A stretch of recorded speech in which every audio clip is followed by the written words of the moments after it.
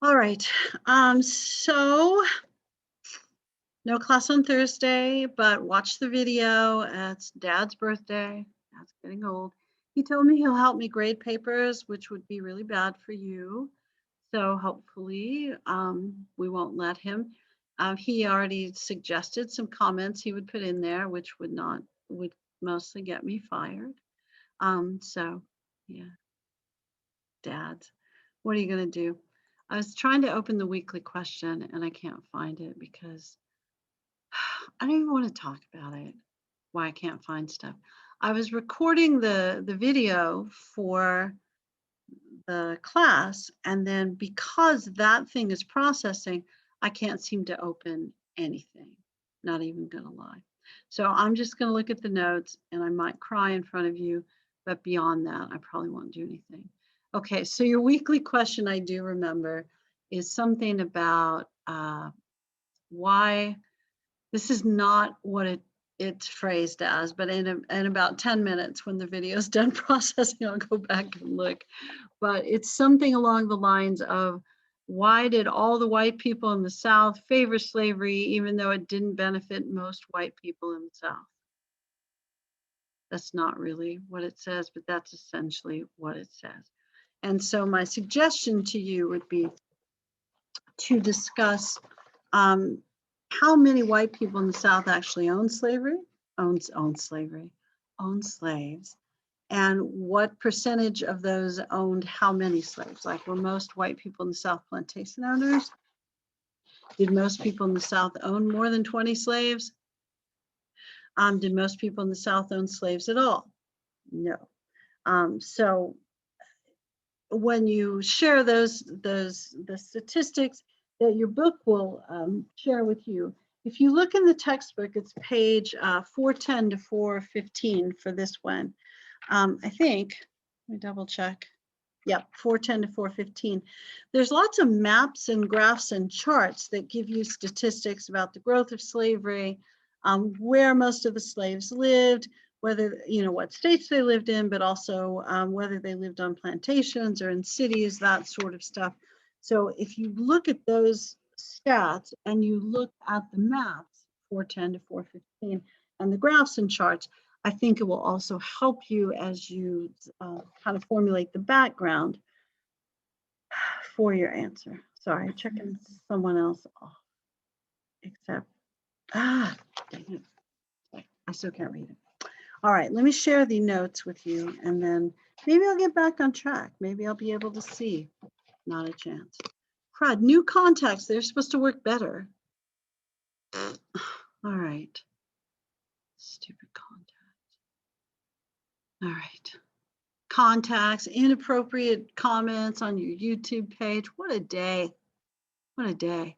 All right. So they're going to refer to slavery as the peculiar institution because I don't know, everybody knows slavery's bad. They just don't want to say it. So, I mean, we know it's bad and we make compromises about it, but we won't use the word in the Constitution. And when they talk about slavery, they sometimes the euphemism is the peculiar institution. All right, but we'll talk about why slavery grew during this time period. We'll talk about a couple of important former slaves, and we'll talk about some books that are really prominent during this time period. And then the bottom part of the notes will probably help you a little bit more with your answer for the weekly question. Sorry that I'm scrolling through stuff while I'm talking to you. Okay, let's go. Southern economy. Southern economy, very much based on cotton. So you knew this already. The reason is because they can sell a lot of cotton, anywhere between like 75 and 90% of the world's cotton comes from the American South during this era. And if everybody's buying it, you might as well grow it. It's incredibly profitable. So people who farm in the South, most like large farms, plantations, are going to grow cotton. There are very few exceptions. There's a couple of, and your book talks about this a little bit, rice plantations and sugar plantations, but there are not very many of them because those things require a whole lot of water. And most of the deep South is not a giant swamp or lake. And Um, those areas tend to be coastal where they can grow the rice and the sugar. So primarily cotton, and it talks about short staple cotton, which is the kind of cotton that you see in Texas as well. So it can grow where the climate is really dry. It has a really small boll, B-O-L-L, of cotton, making sure I didn't skip anything up there. But it's harder to process until you have the cotton gin, which shakes the seed pod and pears and the actual seeds out. So it makes it easier to begin to process. It's still hard to pick, but yeah. All right. So short staple cotton becomes really important, easier to process because of the cotton gin, and the South becomes the primary source of cotton for textile mills in the US, England, and France. And England and France producing more of the textiles at the beginning of this period, and you see some shift toward US for the end of the period, pre-Civil War. And as the northern economy becomes more diverse, so they've got factories and they've got businesses and they've got shipping and they've got banking, and they've also got agriculture as well. And still in the north, it's still more agricultural than business. It's closer to 50-50. It's probably more of a 40-60 kind of thing. The north is going to begin to exploit workers, primarily immigrant workers, and the South will talk about how inhumane the North is and how they mistreat their workers. And then, of course, the North will counter with, well, at least we don't own them, and whip them. So they'll talk about how crass and vicious slavery is. Now, neither side, sort of like maybe my impression, modern political parties, rather than fixing things, they just want to insult the other side who might have different opinions. I don't think it would be hard for any of you to create an argument that tells me what's wrong with slave labor and what's wrong with wage labor during this time period, because they're both pretty terrible.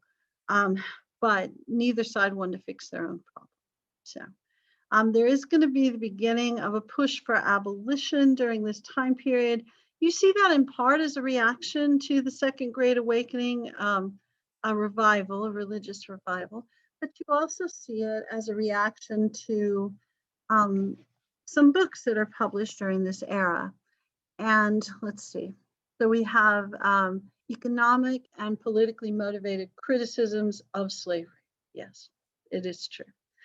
And when they talk about the Cotton Kingdom, they're really talking about that as an economic force. So the South grows cotton, and so people who grow cotton and make money from cotton are going to be the defining forces in the economics and the politics of the region as well.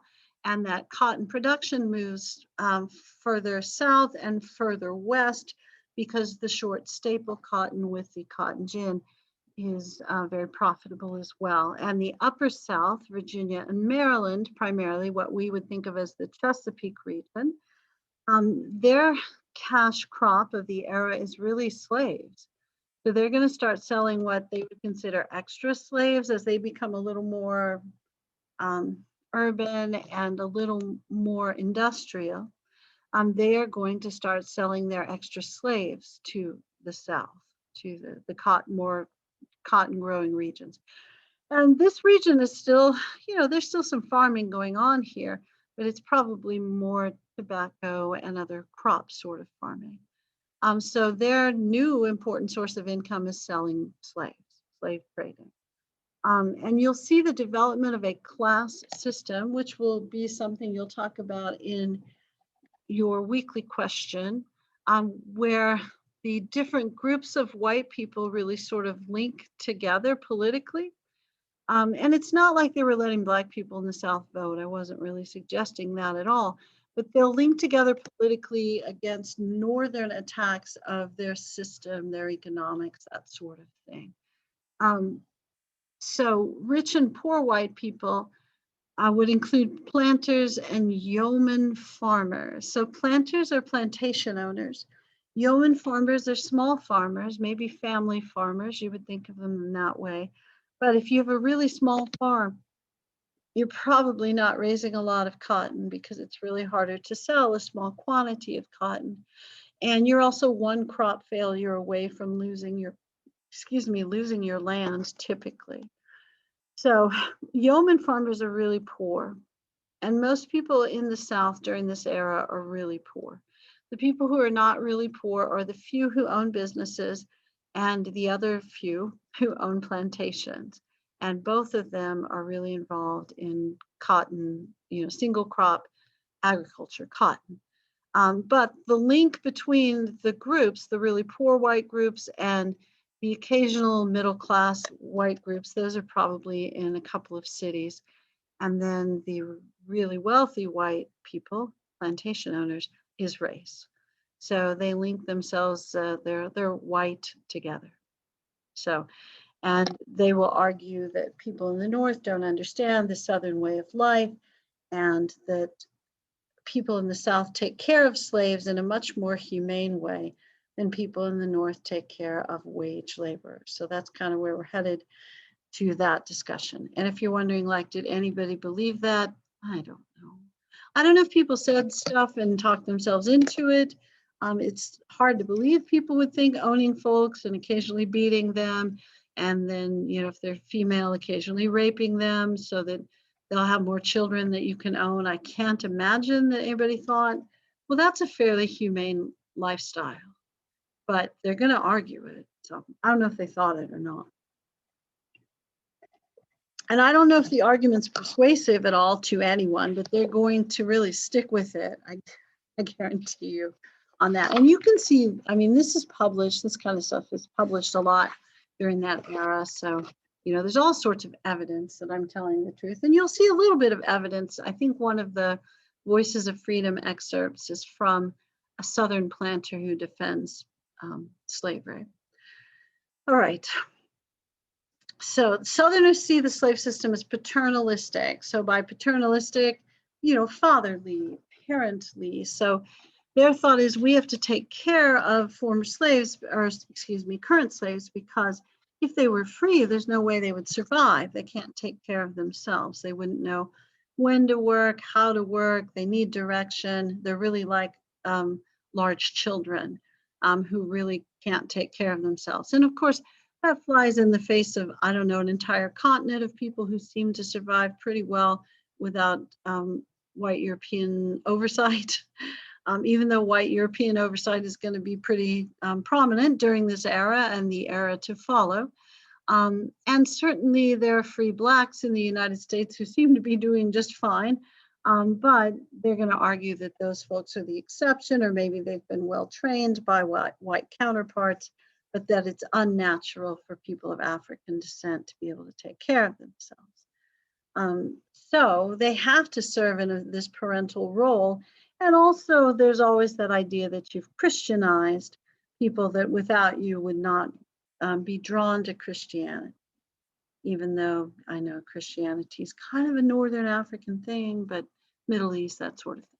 And certainly might have already been in Africa, but planters will refer to their slaves as their people, and they will talk to them as though they're an extension of their family, and they would be unable to talk about them as though they would be unable to take care of themselves without the assistance of the owners. And poor whites rarely agreed with the planter class. They often didn't like them at all. The book talks about guys like, I can't remember if Fitzhugh is in that same category. I think that maybe he is, but Andrew Johnson, most notably, who will be president later on, is a poor-ish white guy from the South who didn't own slaves at first. He will later. I think he does later, but he doesn't like slave owners. He thinks of them as cotton snobs. So a lot of the poorer white people didn't like the slave owners and thought they were really snooty and snobby and that sort of stuff and looked down on them. The way the people from Cedar Park High School view people from Vandegrift, actually much worse than that, of course. Not a great analogy.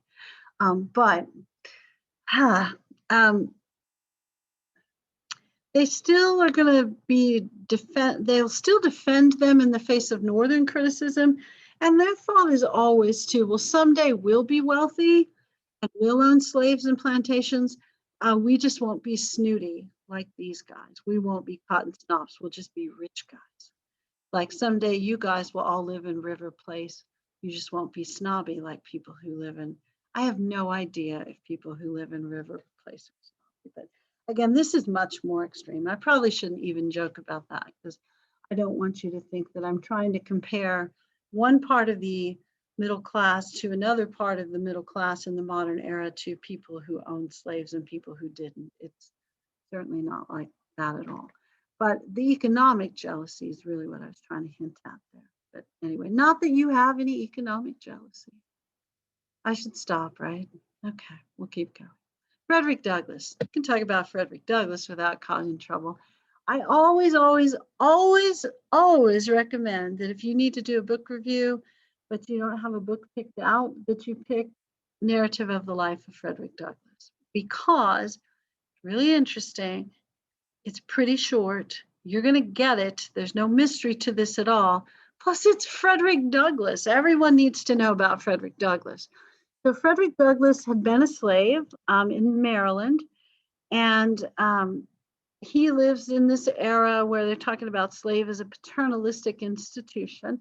So the main purpose of his book, this would even help you with the book review, the main purpose of his book is to show his readers that slavery was not the benign paternalistic institution it pretended to be. Can I say benign? So it wasn't harmless. It was a dangerous, inhumane institution. And he'll use the story of his life to prove that point. When you read the narrative of the life, if you read it, seems like the opening story that talks about one of his first memories, which is of watching his favorite aunt get beaten by the slave owner. So, I mean, it is a rough and rugged kind of book, but of course it is, because it tells you some of the day-to-day events in a slave's life. So it's going to talk about beating and rape and, getting taken away from your family. And he gets beaten several times. He also will beat someone up, which is a pretty bold thing to do. He's got, his story is really interesting. But once he gains his freedom, he'll write a very public letter, which I think is linked there, the letter to Thomas Auld, to one of his former owners. And in that letter, he'll mention some of the things that he witnessed happening to his mother or to his aunt or to his sisters, and ask if Thomas Auld would think that would be an appropriate thing for people to do to his wife, to his sisters, to his daughters. So it's a pretty harsh thing, and it's really seen as quite profane during the time period, which to me is always fascinating, that talking about those things is profane, but doing those things is not seen as profane as long as you don't talk about them. So talking about abuse and rape and that sort of thing, very profane. Actually supporting it in a slave owning culture, just seen as day-to-day life, which is bizarre to me. I'm sure it's a little odd to you as well. Another goal that Douglass has in his work is to show the incompatibility of slavery and Christianity, that you can't truly be a Christian if you support this system of slavery. And people are going to argue, and I'll talk about this in the video that you'll get to watch, woohoo, bonus for you, that slavery had existed forever. But much of the time throughout human history when slavery existed, what was going on was slavery that paid back a debt, or slavery because you were captive. It wasn't slavery like for you and your children and your family for eternity. It wasn't chattel slavery. It was probably because you were a prisoner of war or paying back a debt, that kind of thing. I don't think that made being enslaved any better. I'm not suggesting that. I'm just saying that there wasn't the assumption that you and all of your descendants forever would be enslaved. And if you read the Bible, which I'm sure you do because it's Texas and everyone reads the Bible, yeah, you probably were reading it right before class, right? There's a concept of something in the Old Testament called Jubilee. And if you watch movies about the Civil War and that kind of stuff, you'll see former slaves talk about Jubilee. But Jubilee happens in the 50th year, like they have a 50-year cycle, and every 50th year is the year of Jubilee. And numbers, the Old Testament, apparently quite important. So 7 is like the number of God. That's why there's 7 days in the week and some other stuff. So 7s are really important. So 7 sections of 7 years is 49 years. The 50th year is the year of Jubilee. You're going like, do we care? Probably not. But in that year, every slave is freed. Every debt is forgiven. So no more debt, no more slavery. And, if you read the whole Bible and you're into Christology and that kind of stuff, it's really sort of a sign of Christ. It's supposed to, but anyway, why did I bring that up? Because slavery, even in biblical times, was not anything like slavery in the United States, where you owned somebody and their family and their kids and their grandkids. At a certain point, people were freed. I know 50 years, it's a long time, but still, it's not eternity. All right. So incompatibility of slavery and Christianity. And he's also going to talk about how slaves really are much more freedom lovers than the average person in the United States, and more true to the principle of the Declaration of Independence, because they are truly longing for freedom, and they've really been denied their rights in ways that English colonists were not denied their rights. So talks about the irony of the 4th of July to a slave, and how it's really kind of an insult to slaves to be forced to celebrate the 4th of July while they are not granted their freedom. And that truly, once their freedom is granted and the principles of the Declaration and the principles of the Constitution are fully realized, then the slave will be able to celebrate the 4th of July. And I'm pretty sure I've linked both of those things. Also, if you want to read Narrative of the Life of Frederick Douglass, because you're thinking, I got to do a book review, I can't pick a book. I think you can find that whole thing online for free as well, if you like, really cheap. Also, if you go to stores, do we go to stores now? Is it possible to go to stores? There's probably a bookstore that has a thrift edition of the Frederick Douglass book for like $5. Yeah, it's so often printed that it's really cheap. Yeah, okay. Water, sorry. I've talked so much today. All right. Other books written during this time period that are prominent, Impending Crisis of the South, and you're going like, yeah, that's my favorite book. You've never heard of it. Stop lying. It's written by a Southern dude named Hinton Helper, and he is going to, it's really an economic argument that slavery is bad for poor and middle-class white people in the South. And the argument is that if you, oh, sorry, I didn't mean to scroll away like that. If you got rid of slavery, then slave owners who are incredibly wealthy, they're like guys that own Amazon or whatever else rich guys own. What do rich guys own? Amazon, Google. Does some person own Google? Probably not. Elon Musk, what does he own? Does he own Tesla? Yeah, okay, he owns that. It's sort of the same sort of argument that you see with the discussion of raising the corporate tax right now, that if you raise the corporate tax, then some of these billionaires will have like $110 billion instead of $115 billion. So you probably don't feel so sad for them. If you forced plantation owners to free their slaves and then they had to hire employees, everybody knows the plantation owners are racist. So they're not going to hire black folks and pay them money. So they would hire white folks, which would be good for white folks because they would have more job opportunities. So getting rid of slavery would give white people economic opportunities they didn't currently have because there would be more jobs available. And plantation owners could honestly afford to pay people. They just don't because they own people. And there'll be other people that'll argue, not in this book, of course, but other people that'll argue that slavery is going to die a natural death. Because slavery is expensive, owning a person and feeding a person. That sounds so terrible, but that was the argument they would make. And that it was just going to eventually go away, so there was no need for a civil war. I occasionally will read somebody arguing that now, that that Lincoln was probably partly a traitor because he caused the Civil War, which didn't need to happen. It's not a very mainstream view. And I don't know any actual person I would consider a historian that agrees with that view, but you read about it every once in a while. And if you ever do read about that, if slavery was going to die a natural death, why hadn't it? You know, it, yeah, slave owners weren't going to go, you know what? This really doesn't benefit me economically. I think I'll free everyone. That just wasn't going to happen because it wasn't just an economic institution. There's also apparently some sort of racism inherent in that institution. Go figure.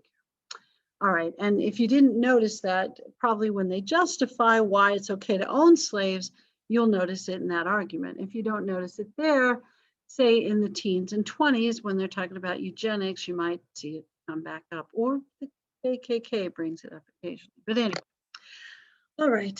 So impending crisis of the South, people in the South who were connected economically or politically were really frustrated by this book because it's written by a Southerner. Now, if you're thinking to yourself, maybe I'll read that book for my book review, sure, go ahead. Okay, I wouldn't, because it's not interesting. The argument might be interesting, but it really is an economic discussion of slavery. It'll be coupled with some racism, of course, but it's probably, it doesn't have a plot. It's not exciting or interesting. There's not a main character. There's not a cool dude like Frederick Douglass. There's just some guy saying, sharing economic statistics. Harriet Beecher Stowe's book is much more famous, but much less distressing to people in the South. It's very impactful, so don't misunderstand. I'm not saying it didn't matter. I'm just saying the impending crisis of the South was more upsetting to people in the South because a Southerner wrote it. Harriet Beecher Stowe lived in Massachusetts, didn't know anything about slavery. Well, she's a woman. So people in the South went, crazy old woman, what could she possibly know about this? And they really didn't take Uncle Tom's Cabin very seriously. It wasn't well read in the South, of course. And, they do plays of this. So it's more well known in the North and overseas. So Harriet Beecher Stowe's book was about a guy named Tom, who will eventually be known as Uncle Tom as he gets older. He is he's a Christ figure. He's perfect. So everything he does is always, very kind and gracious. No matter how you treat him, eventually they'll beat him to death and he won't fight back. And this is, even after he's been obedient, saved the life of the slave owner's daughter, done all kinds of stuff. Eventually the slave owner gets so angry with him that he beats him to death, and Uncle Tom doesn't fight back at all. So he's seen as like the most perfect person, the most Christian person, certainly in the book. Later on, when people use the phrase Uncle Tom, that's not what they're saying. They're saying that you're willing to let somebody walk all over you. And it's especially kind of a sign of an African American who's willing to give in to a white person. So this is why if you hear it in the modern era, it's an enormous insult. You guys should never call anybody that at all.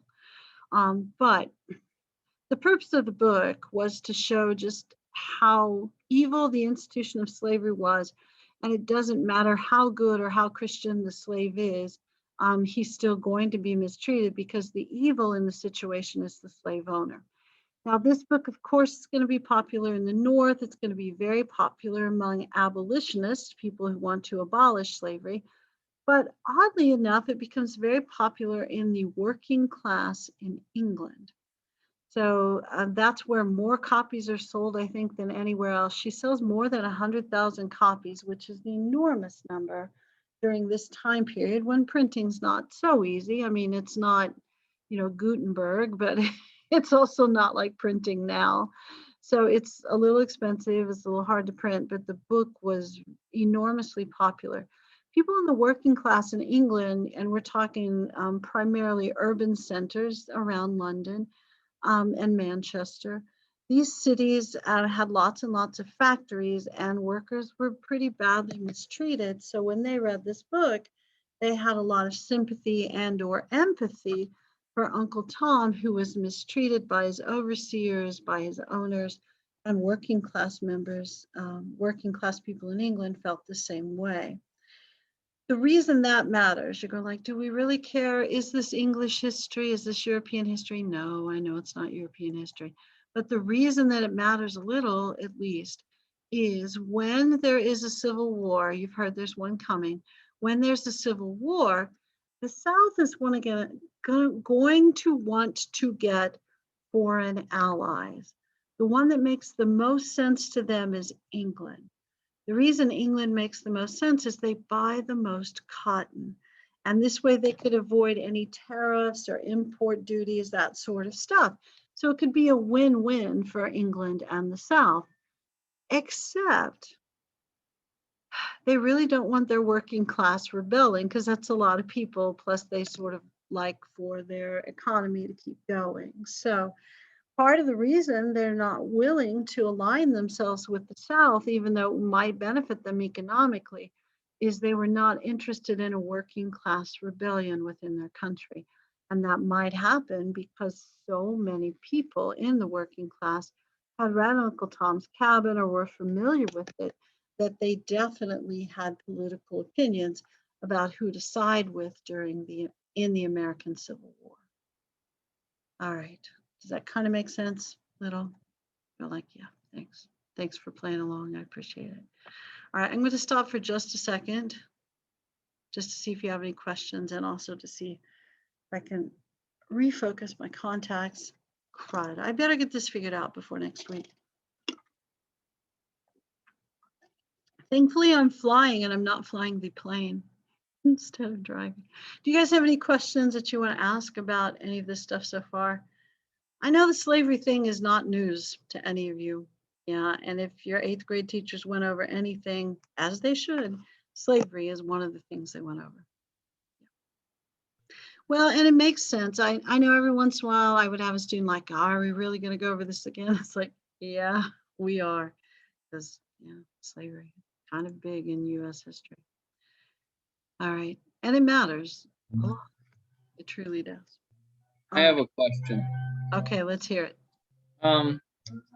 So out of everywhere in the world, why could cotton only be grown in the southern United States? Okay, that is incorrect. It can be grown other places, but that just happened to be where the biggest system of growing cotton had developed. Now, later on, let's see, where can we grow cotton? Venezuela, you grow cotton in Venezuela. I think they grow some in Brazil. I know that they do. India and Egypt. And they'd grown cotton in Egypt forever, but only in a very certain region. Between the Tigris and Euphrates, kind of that cradle of civilization area, because most of the Middle East is a desert, except that one part where there's a lot of water and you can grow cotton. So, but that part's not so big, so you could grow enough to supply everyone. And the American South is pretty big. You can grow a lot of cotton there. And they developed cotton gin and that sort of stuff. It's really that the industry of growing cotton, or king cotton, had developed there. During the Civil War, what you will notice is that other regions of the world will start to grow more cotton, and it will be honestly cheaper or easier to come by, and in some instances a higher quality. So when the war is over, the South no longer controls 75 to 90% of the cotton market. So they're going to lose the Civil War. They're going to have their part of the country destroyed, and then their economy is not going to, the cotton economy will never revive itself, because the sources of cotton will switch, and it happens pretty quickly. It does, within 4 or 5 years. No. So you could grow cotton other places, and they'll just happen to be places that England will colonize so they can control. So Where did I say? India, Egypt, Venezuela. Yeah, somewhere else. Brazil. There's probably other places too. All right. Interesting question. Thank you. All right. The notes are up there. Yeah, I see them now. Okay. So Uncle Tom's Cabin, we talked about that. Northern criticism of slavery tends to unify the different socioeconomic classes in the South in defense of Southern heritage. So, and I think we still see that not in the same way. I don't know if we have North-South arguments anymore, but if Oklahoma were to criticize Texas, even people from A&M and UT would unify to argue with Oklahoma or something like that. Sometimes if an outside group messes with you, the people within the inside group, even if they're not terribly unified, will unify to defend themselves. All right, and your book, we'll talk about George Fitzhugh and John C. Calhoun as prominent defenders of Southern paternalism and discussers of the brutality of the Northern wage labor system and the positive good of slavery. So Fitzhugh is going to argue, let's see, universal liberty is a natural aberration, that slaves and slave owners were a normal part of civilization and had shared interest, which I know that I shouldn't laugh at that argument because it was a serious argument, but I don't know of too many slaves that would have said, you know what, just being a slave's not so bad. I don't really have to earn my own money. I don't have to buy my own house. I don't have to worry about where the food's coming from. This is a pretty good life. No, of course, nobody's going to argue that, but slave owners are going to argue that. When Fitzhugh argues that universal liberty is a natural aberration, if you put that in one of your answers, I would make a comment about that. Because you guys don't talk like that, do you? Universal liberty is a natural aberration. So what I was trying to say, not very successfully in my notes, is the idea that all men are created equal and endowed by their creator with certain unalienable rights, and among them are life, liberty, and pursuit of happiness. Nobody really thinks that, is what George Fitzhugh is saying. He's not saying that everybody is essentially equal, they all deserve equal opportunity, that everyone should be free, that everyone's deserving of freedom. He's going to say, look, we all know that some people are better than other people. And sometimes the people who are better should be in charge of the people who aren't better. And that's really more what nature is about. Which is an interesting thought, maybe. I don't know. I think, if you're watching some National Geographic video, there's some weird noises. I'm sorry, that's why I keep looking around. If you're watching a National Geographic video and you notice like the stronger lion maybe kills the weaker lion or something like that, you go like, yeah, that is nature. But I don't know where that fits in human nature. Fitzhugh was pretty sure where it fit, that because slavery had always been a thing, why shouldn't it continue to be a thing? We've had slavery throughout human history, which is true. I don't know what, this is bad, I really don't know what we would consider the earliest written piece of human history, but I don't know of any major society ever that's been recorded in history that didn't have some form of slavery. As I've mentioned, just because they had slavery doesn't mean we should continue to have slavery. And also the nature of slavery was different. It wasn't, eternal slavery like the system in the United States. So the book is going to talk about how the United States had become the largest slave society or the most prosperous slave society. I think they said the largest in the world. And they don't necessarily mean that it's the place where there had been the most slaves, because there's certainly other places, even during that time period in Latin America. If you had counted up all the slaves in Brazil and other places, there were more slaves there. Although slavery was ending there, except Brazil's a little slower.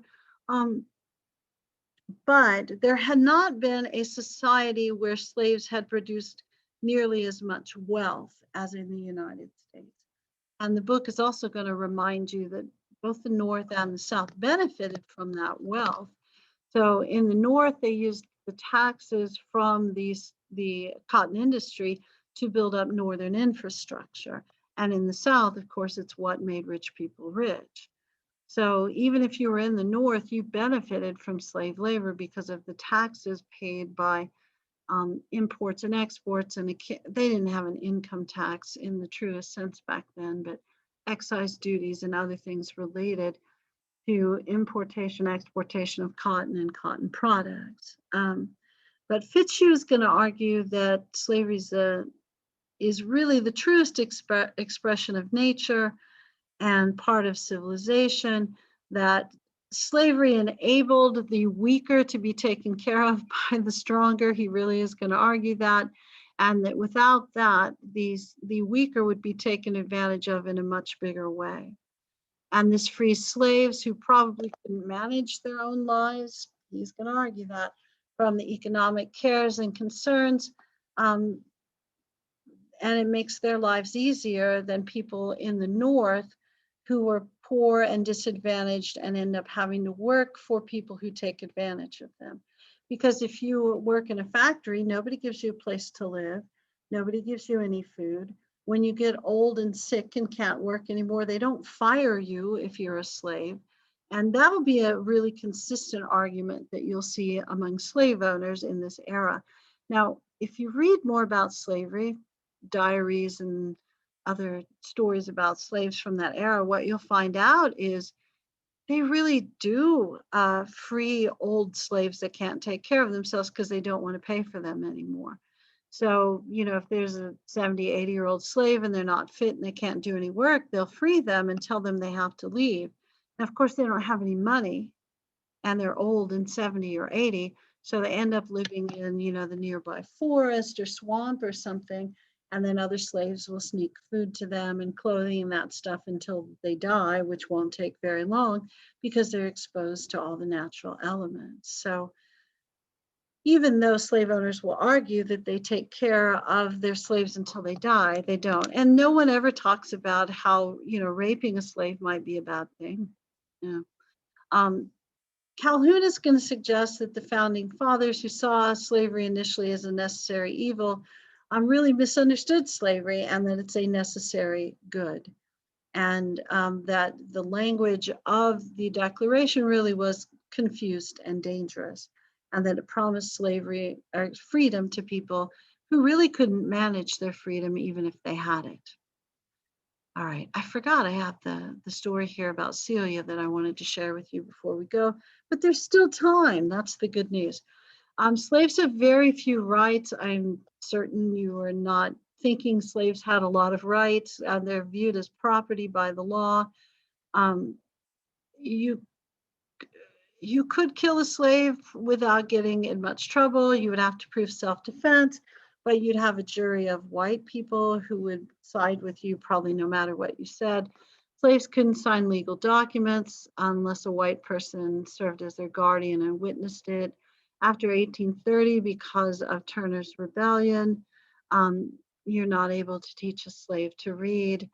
Nat Turner was a former slave who became a preacher who was literate and organized a multi-plantation slave rebellion, which, while it wasn't successful, killed nearly 100 white people, mostly slave owners and their families.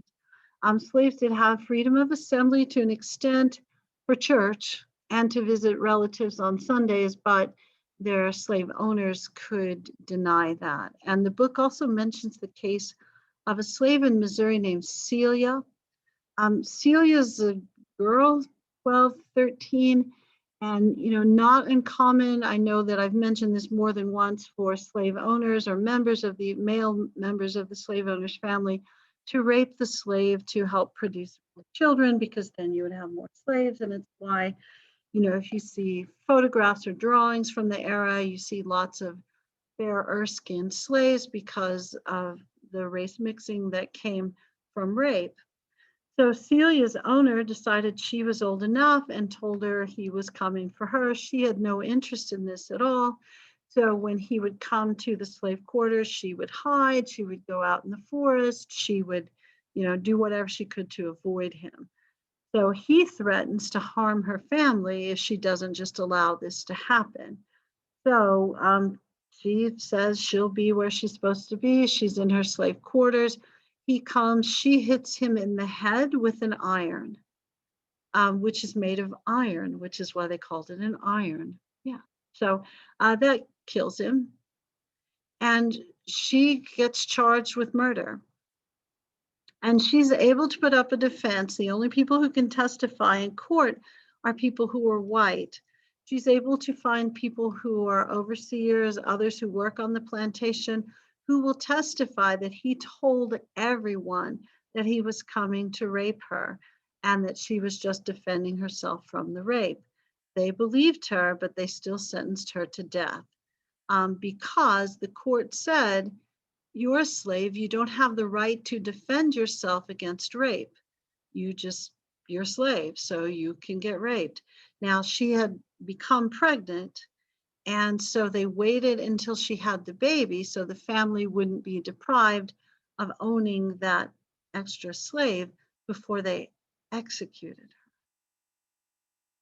So there you go. There's your happy story from your history class for the day. So, wow. So if you ever wondered, do slaves have any rights? I know you knew that they didn't, but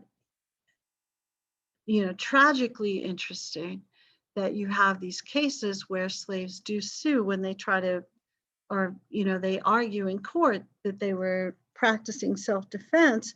And even if they can prove that it was self-defense, they don't even have the right to self-defense because they're truly considered property under the law.